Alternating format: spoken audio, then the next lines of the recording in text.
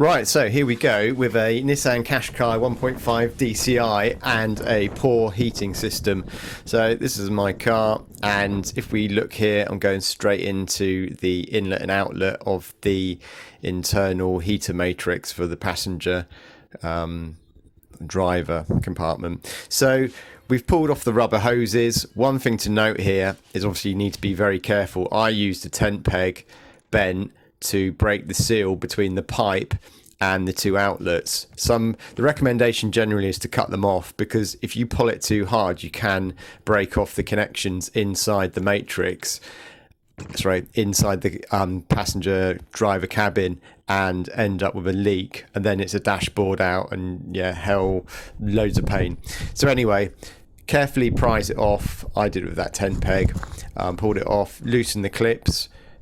They're quite hard to loosen and get off as well, but once they're off you can use a standard hose on the inlet and outlet and get a bit of a flush going on. If you're using the hose like I am with mains, do not put it on full pressure, because the matrix isn't designed to handle high pressure, so just a low flow is fine. One thing that's quite handy in this video also to check is the passenger side plastic cover, which I'm going to pull off in a bit. The bottom pipe gets very hot, and then the one above it, the outlet, doesn't seem to get as hot because the flow's not going through very well.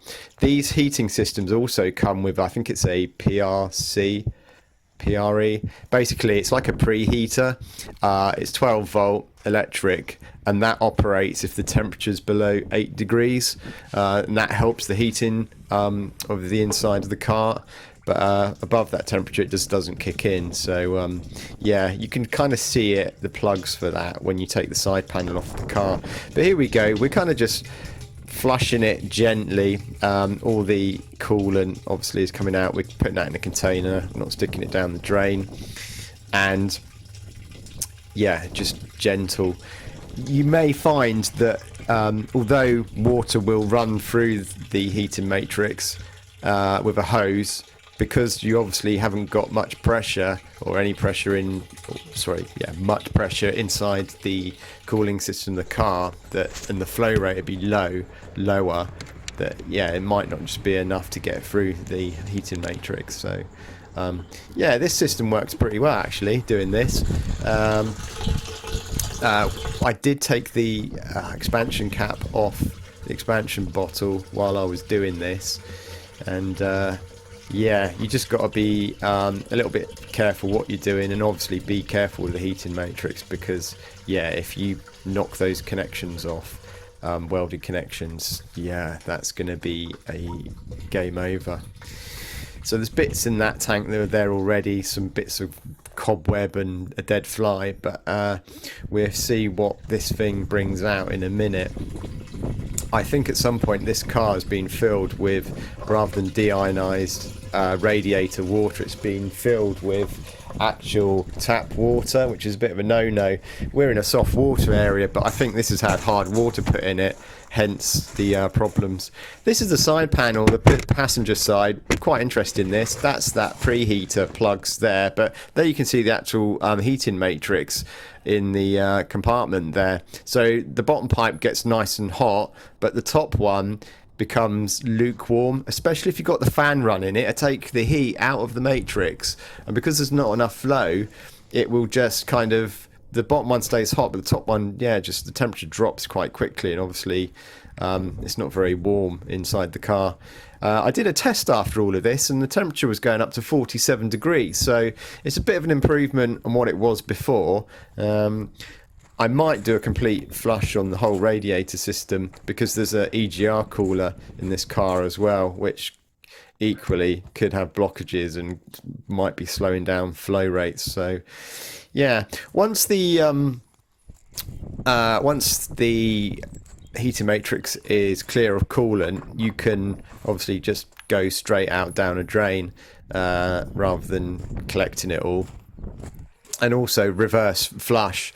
So leave the pipes on the inlet and outlet, matrix, and then just change over the connections for the water feed, so you can reverse flush it as well. That's quite important to do that. In a bit, I do get the vinegar out. Now, this is a bit of a no-no in terms of if you've got steel components, iron components in the inside the system at all, because they can corrode the metal and create rust in itself. So you're better off using a kind of Holtz flush or something like that, just to be on the safe side. I didn't leave the vinegar in for long. I think it was in for about half an hour. I didn't want to leave it. Some people have left it in overnight, but yeah, so we did half an hour. You can start to see bits of scale in there. I would describe it as soft scale, but obviously that is like a insulating layer on the core inside. So there's a better one. Ignore all the stringy dead insect and other rubbish, but the white stuff is bits of limescale. So yeah, we do get the vinegar out. I just use Sarson's vinegar. Don't know if it's the best or not, but it's just something that I used, and it seemed to do a fairly good job. There's a bit of a pain getting it in. I had to get a funnel and then fiddle around with hoses, and yeah, if you've got cuts on your hands or scratches, vinegar on your hands is not very nice, so it might be worth just putting some gloves on when you're doing this. Yeah, so that's just getting poured in there. At the end of it as well, you may have to bleed the system. There's a bleed point at the top of the thermostat housing, but it's not the highest point, and the actual Nissan recommended bleeding is on one of the pipes, the right hand one, for bleeding. But what I found was when I connected it all back up, the expansion tank, it dropped, so I filled it up, topped it up with the antifreeze to keep the consistency right, the ratio of antifreeze, and then just when it went back down, I filled it back up again, and I kept on doing that, and really it almost bled itself of air. But that's, yeah, something to think about. Just be careful with airlocks, etc. So yeah, I'm not sure. I think because it's not like a 1.9, it's a 1.5, the engine obviously isn't as big. It's a Renault engine, a 1.5 diesel, so the engine's not that big and doesn't generate that much heat in itself, which I guess down to efficiencies of the engine. So yeah, you can end up with a not very warm inside car. The preheater, I'm trying to work out how to check that. It'd be definitely worth looking at. There's some chunky fuses under the bonnet, which probably is a good place to go to, but yeah, it's quite interesting. I guess that those preheaters don't last forever, bearing in mind the car's getting on for 13 years. So yeah, this is just the vinegar side, and we're going to be finishing up soon. I found, to sort of summarize, I found that it did improve the temperature in the car. I'm probably going to revisit this and use some proper flush, Holtz radiator flush, and get a system where it's continuously circulating it. I don't fancy flushing the whole car just yet, and don't drink vinegar. So yeah, if you are gonna do this, just be wary.